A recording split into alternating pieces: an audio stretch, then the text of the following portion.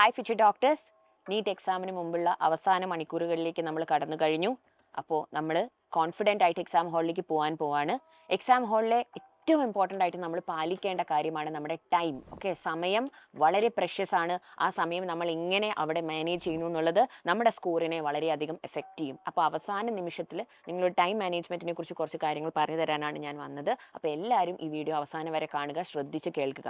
ഒന്നാമത്തെ പോയിന്റ്, ഏറ്റവും ആദ്യം നമ്മൾ ശ്രദ്ധിക്കേണ്ടത് നമ്മുടെ എക്സാം ഹാളിൽ കറക്റ്റ് സമയത്ത് എത്തിച്ചേരുക എന്നുള്ളതാണ്. അപ്പോൾ ഓൾറെഡി അഡ്മിറ്റ് കാർഡിലെ അഡ്രസ്സും കാര്യങ്ങളൊക്കെ കിട്ടിയിട്ടുണ്ടാകും. അവസാന നിമിഷം അറേഞ്ച്മെൻറ്റ്സ് നടത്താതെ എല്ലാം മുൻകൂട്ടി പ്ലാൻ ചെയ്ത് അവസാന നിമിഷം തിക്കും തിരക്കും ടെൻഷനും ഒഴിവാക്കാനായി വളരെ നേരത്തെ തന്നെ നിങ്ങളുടെ കറക്റ്റ് റിപ്പോർട്ടിംഗ് ടൈമിൽ തന്നെ എക്സാം സെൻറ്ററിൽ എത്തുക. ഇനി അവിടെ എത്തിക്കഴിയുമ്പോൾ അവിടെ ഓൾറെഡി ഒരുപാട് പേര് നിങ്ങളുടെ അതേ റിപ്പോർട്ടിംഗ് ടൈം ഉള്ളവർ വന്ന് നിൽക്കുന്നുണ്ടാകും. അപ്പോൾ അവിടെ തിക്കും തിരക്കുമായി അവരുമായിട്ട് പ്രശ്നങ്ങളോ ആർഗ്യുമെൻറ്റ്സിലോ ഒന്നും ഏർപ്പെടാതെ നിങ്ങൾ സമാധാനമായിട്ട് ക്യൂ നിന്ന് നിങ്ങളുടെ കാര്യങ്ങളൊക്കെ, നിങ്ങളുടെ ചെക്കിങ്ങും കാര്യങ്ങളും നിങ്ങളുടെ ഡോക്യുമെൻറ്റ്സ് കാണിക്കലും ഒക്കെ വൃത്തിയായിട്ട് ചെയ്യുക.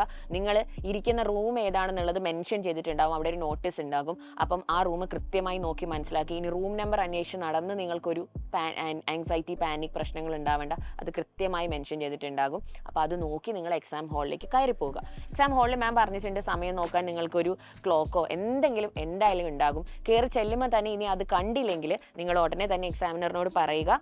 അപ്പോൾ അവർ അതിനുള്ള അറേഞ്ച്മെൻറ്റ്സ് ചെയ്തു തരും. പിന്നെ നിങ്ങൾ ആദ്യം തന്നെ പോയിട്ട് ഇരുന്ന് നോക്കുക.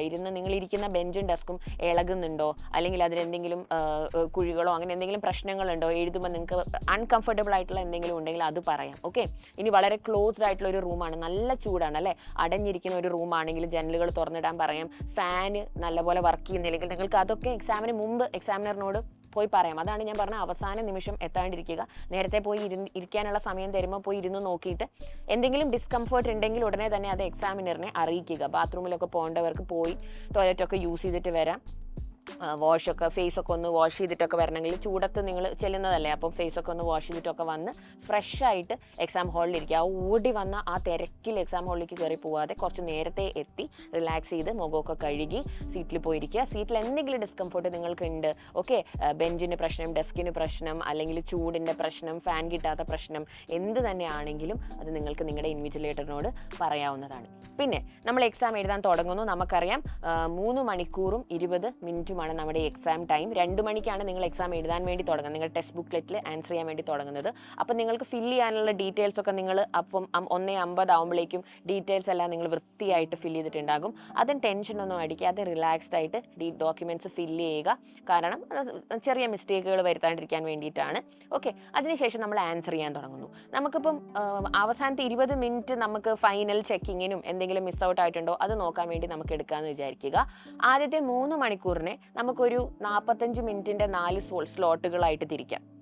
45. ഓക്കെ, അപ്പോൾ ഇത് നിങ്ങൾക്ക് എങ്ങനെ വേണമെങ്കിലും തിരിക്കാം കേട്ടോ. നിങ്ങൾക്ക് 3 മണിക്കൂറായിട്ട് തിരിക്കാം, അതായത് 2.5 മണിക്കൂറും ലാസ്റ്റ് അരമണിക്കൂർ OMR ഫില്ലിങ്ങിന് വേണ്ടി തിരിക്കാം, നിങ്ങളുടെ ഇഷ്ടമാണ്. അപ്പം 45 മാം പറഞ്ഞത് ആദ്യത്തെ 45 നമ്മൾ നല്ല പോലെ പ്ലാൻ ചെയ്തിട്ട് പോകണം. ഏത് സബ്ജക്റ്റ് നമ്മൾ ആദ്യം എഴുതുന്നു അത് നിങ്ങൾ വിചാരിക്കരുത് മാം ഞാൻ അവിടെ പോയി ക്വസ്റ്റ്യൻ്റെ ഒരു ഇതൊക്കെ നോക്കിയിട്ട് ഏത് ആദ്യം ചെയ്യണമെന്ന് ഡിസൈഡ് ചെയ്യാം. അല്ല, ഒരുപാട് മോക്ക് ടെസ്റ്റുകളൊക്കെ എഴുതി പോകുന്ന മക്കളാണ് നിങ്ങൾക്ക് നന്നായിട്ട് അറിയാം ഏത് സബ്ജക്റ്റിനാണ് നിങ്ങൾക്ക് സമയം കൂടുതൽ വേണ്ടത്. അതിനാണ് നമ്മൾ ഇത്രയും GIBകളും ഒക്കെ എഴുതിയത് അല്ലേ, മോക്ക് ടെസ്റ്റുകളൊക്കെ എഴുതിയത്. ഏതിനാണ് നിങ്ങൾക്ക് ഏറ്റവും കൂടുതൽ സമയം വേണ്ടത്, ഏതിനാണ് നിങ്ങൾക്ക് പെട്ടെന്ന് സോൾവ് ചെയ്യാൻ വേണ്ടി പറ്റുന്നത്, ഏതിനാണ് നിങ്ങൾക്ക് ഒരുപാട് റീഡിങ് ടൈം എടുക്കുന്നത്. ഓരോരുത്തർക്കും അത് ഡിഫറെൻ്റ് ആയിരിക്കും. ചിലർക്ക് ബയോളജിക്കായിരിക്കും കുറേ സമയം വേണ്ടത്, ചിലർക്ക് ഫിസിക്സിനായിരിക്കും അല്ലേ. ജനറലി എല്ലാവർക്കും ഫിസിക്സ് ആണ്, കാരണം ന്യൂമറിക്കൽസ് ഒക്കെ ഉള്ളത് കൊണ്ട്. അപ്പം നിങ്ങൾ ഏതാണോ നിങ്ങളുടെ മോസ്റ്റ് കോൺഫിഡൻ്റ് ആയിട്ടുള്ള സബ്ജക്റ്റ് അത് നിങ്ങൾക്ക് ആദ്യം ആൻസർ ചെയ്യാൻ തുടങ്ങാം. പക്ഷേ it is totally up to you. Okay, ചിലർക്ക് ഏറ്റവും ഡിഫിക്കൽട്ടായിട്ടും സമയം എടുക്കുന്നതുമായിരിക്കും ആദ്യം സോൾവ് ചെയ്യേണ്ടത്. It's totally up to you. പക്ഷേ പ്ലാൻ ചെയ്തിട്ട് പോവുക.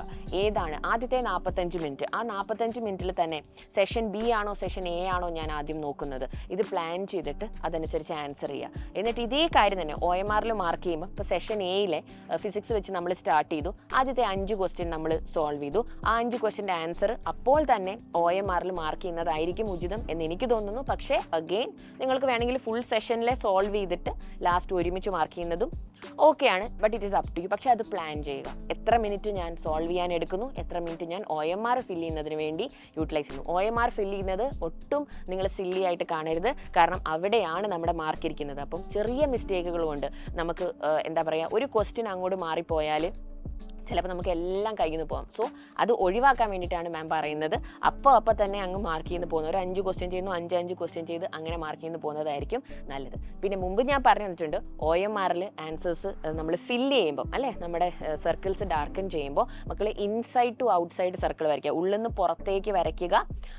അതും ആൻറ്റി ക്ലോക്ക് വൈസ് ഡയറക്ഷനിൽ കേട്ടോ. ഇങ്ങനെ ഓപ്പോസിറ്റ് ആയിട്ട് ആൻറ്റി ക്ലോക്ക് വൈസ് ഡയറക്ഷനിൽ വരച്ച് വന്നാൽ നമുക്ക് പെട്ടെന്ന് അത് വൃത്തിയായിട്ട് ഫില്ല് ചെയ്യാൻ വേണ്ടി പറ്റും. പുറത്തുനിന്ന് ഉള്ളിനേക്കാളും എനിക്ക് തോന്നുന്നു ഉള്ളിൽ നിന്ന് പുറത്തേക്കുള്ളതാണ് വർക്കൗട്ട് ആവുന്നത്. അപ്പോൾ അതൊന്ന് ശ്രദ്ധിക്കുക. പിന്നെ നിങ്ങൾ ഏതെങ്കിലും ഒന്ന്, ഇപ്പം ക്വസ്റ്റ്യൻ നമ്പർ 5 അതിൻ്റെ ഓപ്ഷൻ 3 ആണ്, പക്ഷേ നിങ്ങൾ ഓപ്ഷൻ 4 ജസ്റ്റ് ആയിട്ടൊന്ന് ഒരു സ്ക്രാച്ച്, ഒരു കുത്ത് പോലെ ഇട്ടുപോയി. ഓക്കെ, എന്നിട്ട് നിങ്ങൾക്ക് പെട്ടെന്ന് ഒരു കൺഫ്യൂഷൻ വന്നു, പക്ഷേ ഓപ്ഷൻ 3 തന്നെയാണ് നിങ്ങൾക്ക് ഉറപ്പായി. അപ്പോൾ കുഴപ്പമില്ല, നിങ്ങൾ ഓപ്ഷൻ 3 കംപ്ലീറ്റ് ആയിട്ട് ഡാർക്കൻ ചെയ്താൽ മതി. ഓക്കെ, പിന്നെ അത് ഫുള്ള് ഡാർക്കൻ ചെയ്ത് ഇങ്ങനെ ക്രോസ് ചെയ്തൊക്കെ ഇട്ടിട്ടുണ്ടെങ്കിലാണ് ആ ആൻസർ ഡിറ്റക്റ്റഡ് ആവാണ്ടിരിക്കുക. അത് പ്രശ്നമാവും. പിന്നെ നിങ്ങൾക്ക് അതിന് എന്താ പറയുക, മാർക്ക് കിട്ടില്ല. ഓക്കെ, അപ്പോൾ അതൊക്കെ ഒന്ന് ശ്രദ്ധിക്കുക. പിന്നെ നിങ്ങൾ ഏതെങ്കിലുമൊക്കെ ക്വസ്റ്റ്യൻ ഇതുപോലെ സംശയമുള്ള ക്വസ്റ്റ്യൻ, ഇപ്പം ഒരു ക്വസ്റ്റ്യൻ നിങ്ങൾ കണ്ടു, അതിൽ ഓപ്ഷൻ 1 ആണോ 2 ആണോ നിങ്ങൾക്ക് നല്ല ഡൗട്ട് ഉണ്ട്. അപ്പം നിങ്ങൾ ആ ക്വസ്റ്റ്യൻ അവിടെ വിട്ടിട്ട്, ഞാൻ മുമ്പും പറഞ്ഞു തന്നിരുന്നു, ഇപ്പം 45 മിനിറ്റ് ആണല്ലോ നമ്മളൊരു സബ്ജക്റ്റിന് വേണ്ടി വെക്കുന്നത്. ആ 45 മിനിറ്റിൻ്റെ അവസാനത്തെ ഒരു 5 മിനിറ്റോ 10 മിനിറ്റോ നമ്മൾ ഈ വിട്ടുപോയ ക്വസ്റ്റ്യൻസ് അപ്പം തന്നെ ഫില്ല് ചെയ്യുക. അതായത് ഫിസിക്സ്, കെമിസ്ട്രി, ബയോളജി എല്ലാം സോൾവ് ചെയ്തിട്ട് വീണ്ടും ഫിസിക്സിലേക്ക് വരുന്നതിന് പകരം ഫിസിക്സ് മൊത്തം സോൾവ് ചെയ്തിട്ട് ഫിസിക്സിലെ പെൻഡിങ് ആയിട്ടുള്ള ക്വസ്റ്റ്യൻസ് നമ്മൾ കംപ്ലീറ്റ് ചെയ്ത് ആ സെഷൻ അങ്ങ് ക്ലോസ് ചെയ്തിട്ട് അടുത്തതിലേക്ക് പോകുന്നതായിരിക്കും ഉചിതം.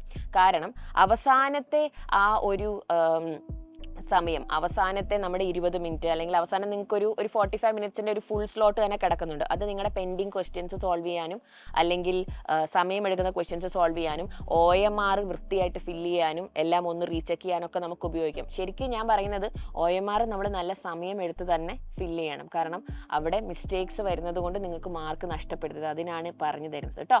അപ്പോൾ ടൈം നല്ല പോലെ വൃത്തിയായി മാനേജ് ചെയ്യുക. 45 അങ്ങനെ നിങ്ങൾക്ക് സ്പ്ലിറ്റ് ചെയ്യാം. ഇനി എന്താ പറയുക, 3 hours അങ്ങനെ വേണമെങ്കിൽ, എങ്ങനെ വേണമെങ്കിലും നമുക്ക് 2.5 hours അങ്ങനെ വേണമെങ്കിൽ നിങ്ങൾക്ക് സ്പ്ലിറ്റ് ചെയ്യാം, എങ്ങനെ വേണമെങ്കിലും ചെയ്യാം. പക്ഷേ ഇറ്റ്സ് അപ് ടു യു. പക്ഷേ ഇതൊന്ന് ശ്രദ്ധിക്കുക, എങ്ങനെയാണ് ഏത് പേപ്പറാണ് ആദ്യം നിങ്ങൾ അറ്റൻഡ് ചെയ്യാൻ വേണ്ടി പോകുന്നത്, ഏത് സബ്ജക്റ്റാണ് എഴുതാൻ പോകുന്നത്, അതിൽ ഏത് സെഷനാണ് എഴുതുന്നത്, ഓരോന്നിനും ഞാൻ എത്ര സമയം എടുക്കും, ഇതൊന്ന് പ്ലാൻ ചെയ്തിട്ട് പോവുക. ചിലർ പറയും 1 minute പെർ ക്വസ്റ്റ്യനെ എടുക്കാൻ പാടുള്ളൂ, അപ്പോൾ നമുക്ക് കറക്റ്റ് സമയത്ത് തീർക്കാൻ പറ്റുമെന്ന് പറയും. ചില ക്വസ്റ്റ്യൻ നമുക്ക് 1 minute-ലൊന്നും നിൽക്കില്ല അല്ലേ, നമുക്ക് 4-5 പ്രാവശ്യമൊക്കെ റിപ്പീറ്റ് ചെയ്ത് വായിക്കണം. അപ്പം ഏതെങ്കിലും ക്വസ്റ്റ്യനിൽ മക്കൾക്ക് പെട്ടെന്നൊന്ന് വായിച്ചു കിട്ടുന്നില്ല, ബ്ലാങ്കായി, ഒന്നും കിട്ടുന്നില്ല, ഒന്നും ഓർക്കാൻ പറ്റുന്നില്ല, ഫോർമുലയോ ഒന്നും ഓർക്കാൻ പറ്റുന്നില്ല എന്നുള്ളതാണെങ്കിൽ ആ ക്വസ്റ്റ്യൻ അവിടെ വിടുക. കാരണം അത് നമ്മൾ റിപ്പീറ്റ് ചെയ്ത് വായിച്ചുകൊണ്ടിരുന്നാൽ നമുക്ക് ഉള്ളതും കൂടെ ഇല്ലാണ്ട് പോകും. അപ്പോൾ അതുകൊണ്ട് അത് വിടുക. കുറച്ച് കഴിഞ്ഞ് ആ സെഷൻ ഫുള്ള് ചെയ്ത് കഴിഞ്ഞ് നമുക്ക് വീണ്ടും ആ ക്വസ്റ്റ്യനിലേക്ക് തിരിച്ചു വരാം. ഇങ്ങനെ വിട്ടുപോയ ക്വസ്റ്റ്യൻസ് ഒന്ന് മാർക്ക് ചെയ്ത് വെക്കുക ക്വസ്റ്റ്യൻ പേപ്പറിൽ. പിന്നെ OMR ഷീറ്റിൽ ടാമ്പർ ചെയ്യാണ്ടിരിക്കുക. ഈ ക്വസ്റ്റ്യൻ ഞാൻ സർക്കിൾ ചെയ്ത് വെച്ചിരിക്കുകയാണെന്നൊക്കെ പറഞ്ഞ് സർക്കിൾ ചെയ്യുകയോ അതിൽ അവിടെ ഇവിടെ മാർക്കൊക്കെ ഇട്ട് വെക്കുകയോ ചെയ്യാണ്ടിരിക്കുക. ചെറുതായിട്ട് ഇപ്പോൾ ഒരു ക്വസ്റ്റ്യനിൽ 1 ആണോ 2 ആണോ ഓപ്ഷന് സംശയം വന്നു, അപ്പോൾ നമ്മൾ 1-ന് കുഞ്ഞൊരു ഡോട്ട് ഇട്ടു. അത് കഴിഞ്ഞ് നമുക്ക് ഉറപ്പായി 2 ആണെന്നുള്ളത്, അപ്പോൾ 2 നമുക്ക് ഫുള്ളായിട്ട് ഇത് ചെയ്യാം, അത് കുഴപ്പമില്ല. പക്ഷേ ആ കുഞ്ഞ് ഡോട്ട് എന്ന് പറഞ്ഞാൽ ടൈനി ആയിരിക്കണം, അത് ഡിറ്റക്ട് ചെയ്യുന്ന രീതിയിലുള്ളത് ആവരുത് കേട്ടോ. കാരണം ആ ഒരു ഷീറ്റ് എന്ന് പറയുന്നത് ഡിറ്റക്ട് ചെയ്യുന്ന സോഫ്റ്റ്വെയർ ഹൈലി സെൻസിറ്റീവ് ആയിരിക്കുമല്ലോ. അപ്പോൾ അതൊക്കെ ഒന്ന് നോട്ടീസ് ചെയ്യുക. അപ്പം ടൈം നല്ല രീതിയിൽ മാനേജ് ചെയ്യുക. അവസാനം OMR ഫില്ല് ചെയ്യാൻ പേപ്പറൊക്കെ ഫുള്ള് ഞാൻ സോൾവ് ചെയ്തു മിസ്സേ, എല്ലാ ആൻസേഴ്സും എനിക്ക് കിട്ടിയിരുന്നു, പക്ഷേ എനിക്കത് OMRലേക്ക് എല്ലാം ഫില്ല് ചെയ്യാൻ പറ്റിയില്ല എന്നുള്ള ഒരു പ്രശ്നം കാരണം നിങ്ങൾക്ക് മാർക്ക് പോകരുത്. അതുകൊണ്ട് ഇതൊക്കെ ശ്രദ്ധിക്കുക. പിന്നെ നെഗറ്റീവ് മാർക്കിംഗ് അവോയ്ഡ് ചെയ്യാനും ഒക്കെ ആയിട്ട് ചില ക്വസ്റ്റ്യനുകൾ സമയം സേവ് ചെയ്യാനായിട്ട് നമുക്ക് എന്ത് ചെയ്യാം, ഇൻ്റലിജൻറ്റ് എലിമിനേഷൻ പോലെ എന്താ പറയുക, നമുക്ക് മോസ്റ്റ് പ്രോബബിൾ ആയിട്ടുള്ള മാച്ച് ദ ഫോളോയിങ് ഒക്കെ ചെയ്യുമ്പം മോസ്റ്റ് അപ്രോപ്രിയേറ്റ് ആയിട്ടുള്ള ഓപ്ഷൻസ് മാത്രം വായിച്ച് നമുക്ക് ബാക്കിയുള്ളതിനെ എലിമിനേറ്റ് ചെയ്ത് അങ്ങനെയൊക്കെ നമുക്ക് ആൻസർ ചെയ്യാം. അപ്പം ചില ക്വസ്റ്റിന് നമുക്ക് ഒരു 2 മിനിറ്റ് വേണ്ടി വന്നിരിക്കും, ചില ക്വസ്റ്റിന് നമുക്ക് 1 മിനിറ്റ് പോലും വേണ്ടി വരില്ല അല്ലേ. പെട്ടെന്ന് നമുക്ക് നോക്കുമ്പോൾ തന്നെ ചിലപ്പോൾ ആൻസർ കിട്ടും, നമുക്ക് അറിയുന്ന ക്വസ്റ്റ്യൻസ് ആയിരിക്കും. ഒരുപാട് വർഷങ്ങളായിട്ട് നടക്കുന്ന എക്സാം ആണ്. It is the same NCERT based syllabus അല്ലേ. ഇപ്രാവശ്യം ആണെങ്കിൽ കുറേ ചാപ്റ്റേഴ്സ് അതിൽ നിന്ന് റിമൂവ് ചെയ്തിട്ടുണ്ട്, ചെറിയ കുറച്ച് അഡീഷൻസേ ഉണ്ടായിട്ടുള്ളൂ. സോ സെയിം സിലബസ് ആണ്. അതിൽ ഇംഗ്ലീഷ് ലാംഗ്വേജിൽ അല്ലെങ്കിൽ ഈ ക്വസ്റ്റ്യൻ ഫ്രെയിം ചെയ്യുന്നവർക്ക് എത്രമാത്രം വ്യത്യാസങ്ങൾ വരുത്താൻ പറ്റും മക്കളെ. സെയിം കാര്യങ്ങൾ തിരിച്ചും മറിച്ചല്ലേ ഓവർ ദ ഇയേഴ്സ് ചോദിക്കുന്നത്. അപ്പോൾ നിങ്ങൾക്ക് അറിയുന്ന കാര്യങ്ങൾ തന്നെയാണ് നിങ്ങൾ ആൻസർ ചെയ്യാൻ വേണ്ടി പോകുന്നത്, നിങ്ങൾ പഠിച്ചു വന്ന കാര്യങ്ങളാണ്. അപ്പോൾ ഇങ്ങനെയുള്ള കാര്യങ്ങളൊന്ന് നോട്ടീസ് ചെയ്യുക. Time management is very important, അതൊന്ന് മനസ്സിൽ വെക്കുക. കോൺഫിഡൻ്റ് ആയിട്ട് എക്സാം ഹാളിലേക്ക് പോവുക. അപ്പോൾ all the best and do well.